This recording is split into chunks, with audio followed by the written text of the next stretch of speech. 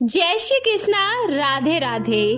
अगर आप शिव भक्त हैं और भक्ति में आस्था रखते हैं तो इस गौ माता की कथा को अवश्य सुने। भारत में गाय को माता का स्थान प्राप्त है। पुराणों में गौ माता को साक्षात देव की संज्ञा दी जाती है। माना जाता है कि कामधेनु का हर अंश मानव मात्र के लिए वरदान है। हर गृहस्थी की रसोई में पहली रोटी गौ माता के नाम से निकाली जाती है। सुख और दुख से जुड़ा कोई भी धार्मिक काम या फिर अनुष्ठान गौ माता का ग्रास निकाले बिना पूरा नहीं होता है। इसके बावजूद गौ माता के झुंड कचरे के ढेर पर जूठन से पेट भरते दिखाई देते हैं।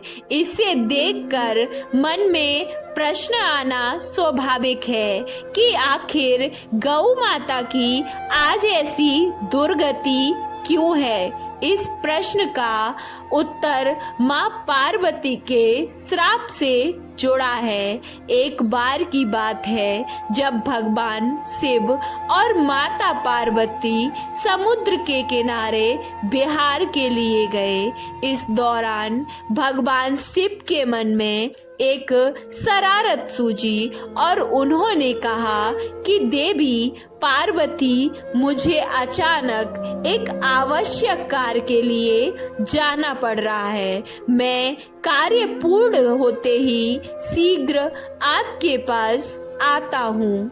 आप यहीं पर मेरी प्रतीक्षा कीजिए। असल में भगवान शंकर माता पार्वती को परेशान करना चाहते थे।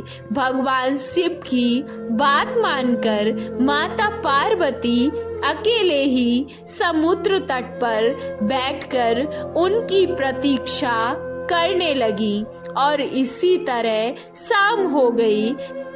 और उस दिन तीज की तिथि थी। जब रात तक शिव जी नहीं लौटे तो माता पार्वती ने समुद्र तट पर ही रेत की शिवलिंग का निर्माण किया और आसपास उपलब्ध पूजन सामग्री से शिव जी की रात भर निर्जन और निहार उपवास किया और व्रत संपन्न किया। भगवान शिव वहाँ सूक्ष्म रूप में पहले से ही विराजमान थे और वो उन सभी गतिविधियों को निहार रहे थे। सुबह होते ही माँ पार्वती ने समुद्र में रेत की शिवलिंग और पूजन सामग्री को विसर्जित कर दिया। इसके थोड़ी ही देर बाद शिव जी प्रकट हो गए और बोले कि हे देवी पार्वती, आपने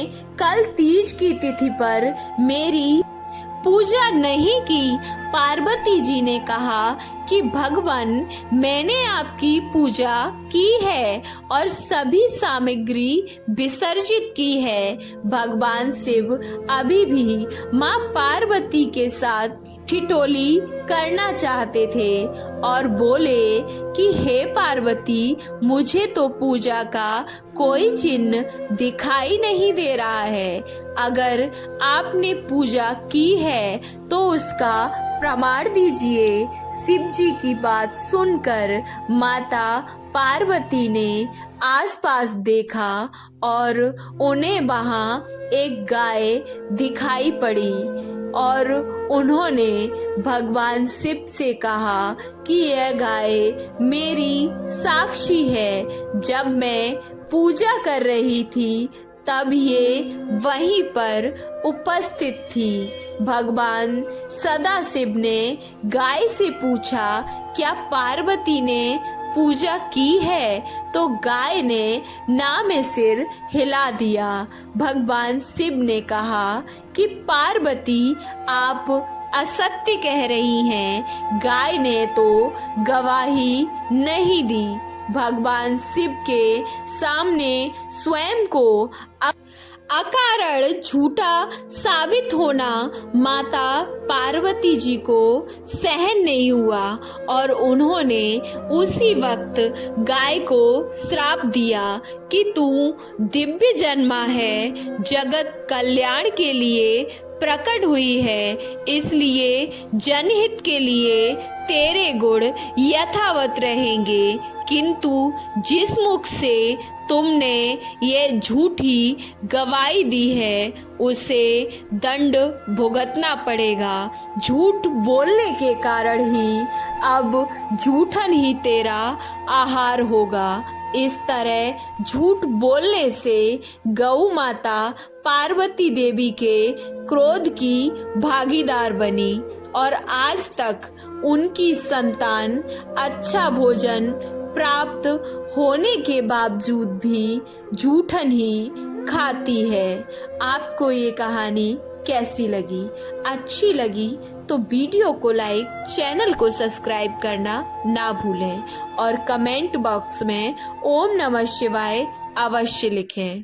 भगवान से आपकी सभी मनोकामनाएं पूर्ण करें। ओम नमः शिवाय।